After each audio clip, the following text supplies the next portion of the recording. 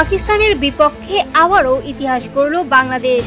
2 ম্যাচের টেস্ট সিরিজে পাকিস্তানকে হোয়াইট ওয়াশ করে নতুন এক অধ্যায়ের জন্ম দিয়েছে নাজমুল হোসেন শান্তর দল। সিলেট টেস্টের পঞ্চম দিনে সকালে দ্রুত পাকিস্তানকে অল আউট করে নিশ্চিত করা হয় স্মরণীয় এই জয়।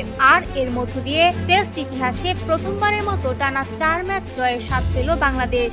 শুধু তাই নয়, জিম্বাবুয়ের পর দ্বিতীয় দল হিসেবে পাকিস্তানকেও টানা 4 টেস্টে হারানোর রেকর্ড করেছে টাইগাররা।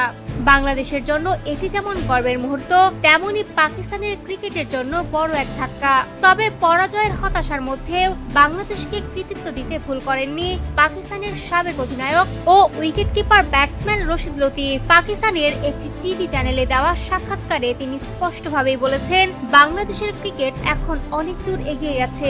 হোম কন্ডিশনের সুবিধা নিয়ে প্রশ্ন উঠলেও রশিদ লতিফ সেটি একেবারে উড়িয়ে দেন। তিনি বলেন, এটা শুধু নিজেদের মাঠের সুবিধা নয়, কারণ পাকিস্তানের মাটিতেও বাংলাদেশ 2-0 ব্যবধানে সিরিজ জিতেছিল।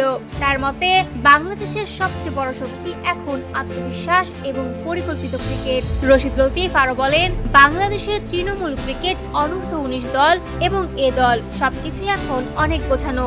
দীর্ঘদিনের পরিশ্রমের ফলেই আজ মাঠে দেখা যাচ্ছে। টাইগাররা এখন শুধু স্পিন নির্ভর দল নয়, ফাস্ট বোলিংয়েও নিজেদের শক্ত অবস্থান তৈরি করেছে। তার ভাষায়, এটা পুরনো বাংলাদেশ নয়, বাংলাদেশ এখন পরিস্থিতি বুঝে খেলতে জানে, পরিকল্পনা অনুযায়ী বোলিং করতে জানে, আর চাপের মুহূর্তে ম্যাচ নিয়ন্ত্রণ করতেও জানে। সব মিলিয়ে পাকিস্তানকে হোয়াইট ওয়াশ করে বাংলাদেশ শুধু একটি সিরিজ জেতেনি, পুরো ক্রিকেট বিশ্বকে আরো জানিয়ে দিল টাইগাররা এখন সত্যি বদলে গেছে।